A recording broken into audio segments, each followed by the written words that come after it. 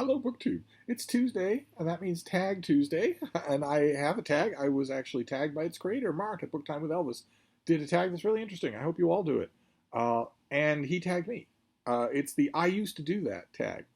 And it's all about uh, habits and practices that you did once upon a time you don't have anymore. Very interesting in a nosy kind of way that I very much like. Number one is, what did you used to do slash like slash have in the following topics that you don't do slash like slash have now.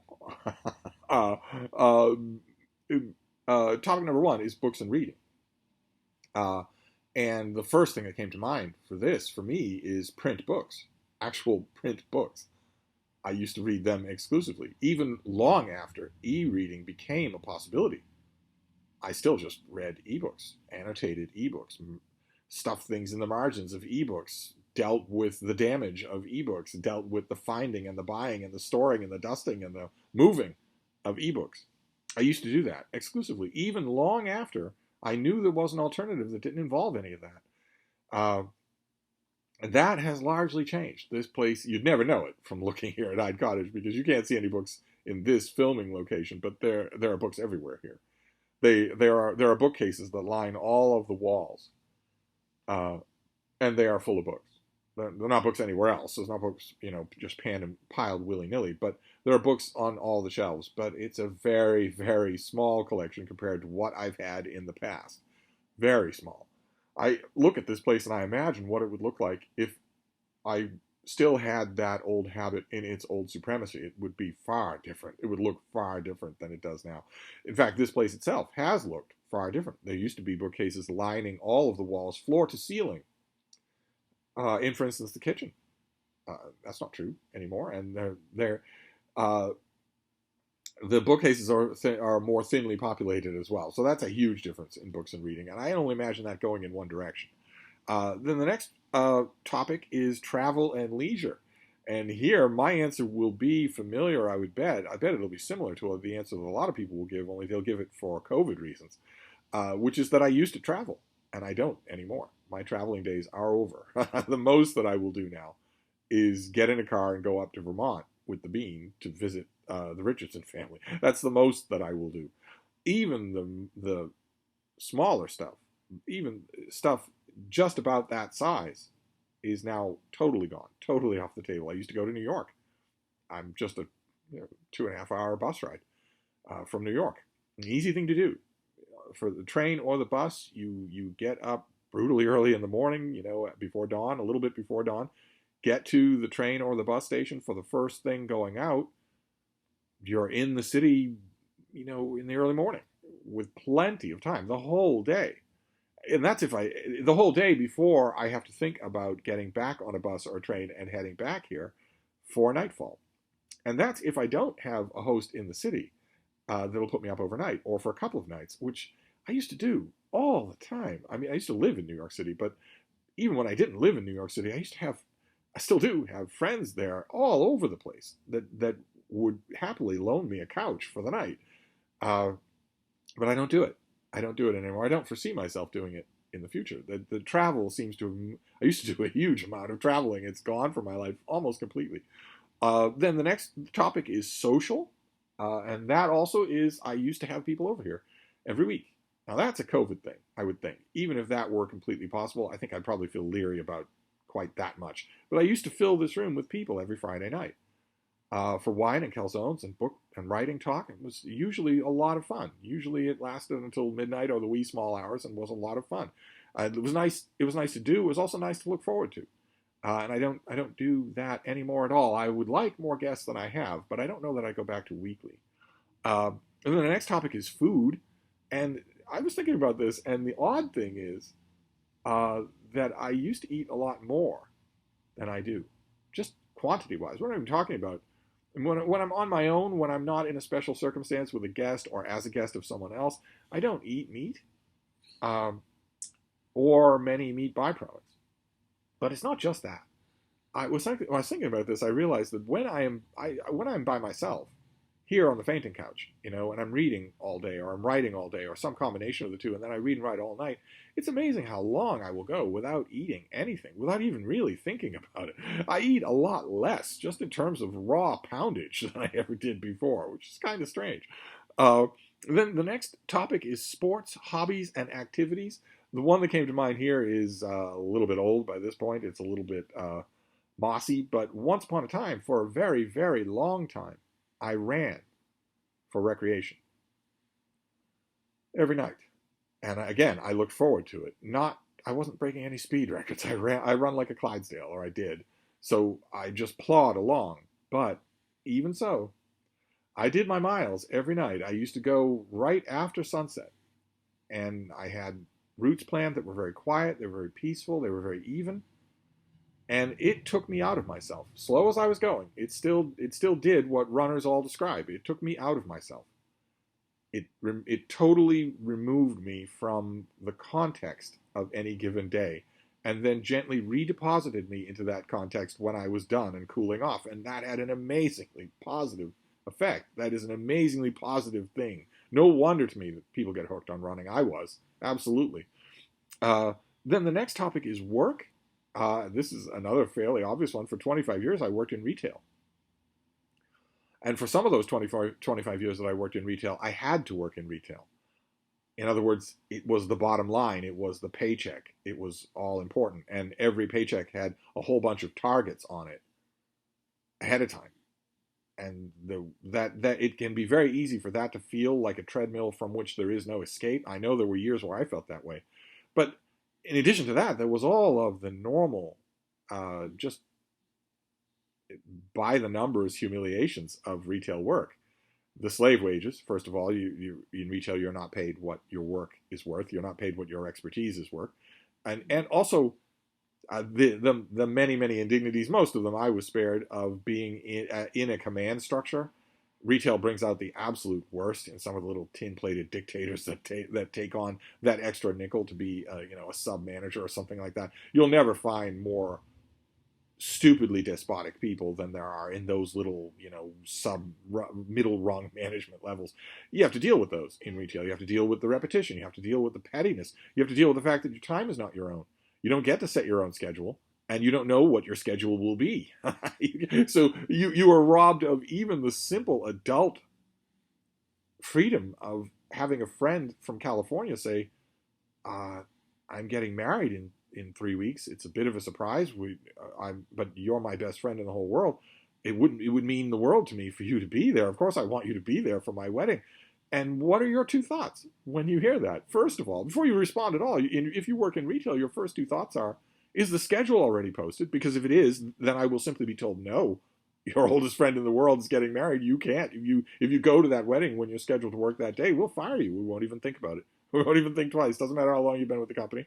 Doesn't matter, how well we might like you personally. We'll fire you instantly if you do that. You're just a cog. You're not even a human being. Not only that, you think that's one of your first responses, but your other response is, can I afford it? Those things are part and parcel of working retail. And that used to be my life for a quarter of a century. I did the best I could with it, and I was spared a lot of the worst parts of it, but even so, that's something that I used to do that I'm hopeful I don't ever do again. And then the last one of these topics is toys. And for this, I'm going to include tech, of course. And once upon a time, for a very long time, for 5, 6, maybe even 10 years, I had one laptop. I had one plastic laptop computer, my EEE PC. It was very basic. It was very sturdy. It would be comically weak by the lowest standards of any tech that you could get today. And I didn't understand it at all. I feared it. If the slightest thing went wrong with it, I had no idea what to do, and was on some level adamantly refusing to learn that. Fortunately, one of the people that came over on Friday nights was a tech kid who did know how to do those things and was relatively always at my beck and call, in ways that I look back on now with a lot of embarrassment. I should have been learning a lot faster than I was. I don't know when that penny dropped. It might have been with Apple products. It might have been that. Apple products they're corseted. I know a lot of you computer people don't like them because they limit your coder choices. If you're already computer savvy, they will feel like a straitjacket, but they are an open, inviting door for people like me who are tech illiterate to have a little bit of control, a little bit of understanding of what they're doing, even if it's corseted. Uh, Once upon a time, for a long time, I had that. I had nothing else. I had a dial-up rotary phone. I had no tablets of any kind, no e-readers of any kind. They existed, but I didn't even think about them at all. And now I have an abundance of that kind of technology, and I'm a little bit more competent with it. So toys would definitely be tech for me. Then question number 2 is, has doing this tag made you think you might want to revisit some of your old hobbies or activities? Not really. No, a lot of them are barred from me. I'm not going to travel again for a whole bunch of reasons, not all of which are Frida.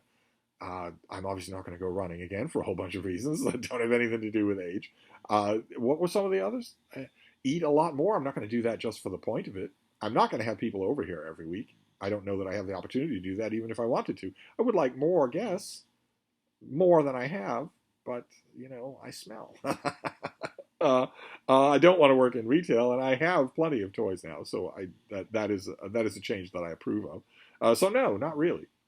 Some of the hobbies that I have that aren't book related have stayed true right throughout. The main one being sketching. I sketch every night, and just love it. Absolutely love it. But that hasn't changed. Let's see here. Question number 3 is, are there any new hobbies, activities, etc., that you would like to try in the future? Yes. I would like to try indoor container gardening. I briefly toyed with having an outdoor garden and largely ruled it out for a whole bunch of reasons. Not only because it would involve a lot of stooping, but also because it would necessarily have meant time away from Frida. Gratuitous time away from Frida that is totally unnecessary. And container plant gardening in here, it doesn't involve either one of those things. There are no sacrifices to it. I just need to do it. That's all. I don't even have to worry about the seasons. I don't have to worry about anything there. I just have to worry about, I got a new book called Happy Plant. This is the perfect guide for a raw beginner like me. I need to pick plants that will already live in this place the way it is. I'm not going to change the structure of this place. I have ample sunlight, except on days like today. But in terms of, like, for instance, the ambient temperature, I'm not going to make this place a hothouse. In terms of stuff like that, I need to make a small list of the things that will work, and then get them and learn how to tend them. I've got the perfect spot to have a little indoor garden. Maybe even grow some vegetables. Wouldn't that be fun if I could grow vegetables in here that I could actually eat? Wouldn't that be fun? I'll have to look into it. I'm still looking into it. I'm researching it, but that is a hobby I very much want to do. Growing things. Ideally growing food, but maybe some of you do it. Maybe some of you do container gardening. Maybe growing food inside is a bit too much to ask. Can I grow potatoes in here? Can I do that? If I get a bin of soil, can I grow potatoes in the house? I don't know if I can or not. I'm in the perfect position to try. I have counter space, I have ample sunlight, and I don't have dogs who are going to knock it over. Frida doesn't care at all about stuff like that. She never has gone exploring to wreak havoc. And I don't have, cats obviously would knock it off the counter out of sheer spite. I don't have anything like that. So, indoor container gardening. Then question number 4 is, do you read many books related to your current hobbies, interests, sports, etc.? I actually do. Well, my current hobby is also my current profession. It's writing. I write book reviews. I review books and write about them and edit reviews of them and write columns on them and all that sort of stuff. And I have a whole floor-to-ceiling bookcase of collections of that kind of writing from other authors going back 2 centuries. And I love them. I go to those books a lot. I go to them a lot. Not necessarily looking for what someone said about some author that I'm reviewing, something like that. Not necessarily that, but mainly for styles, voices.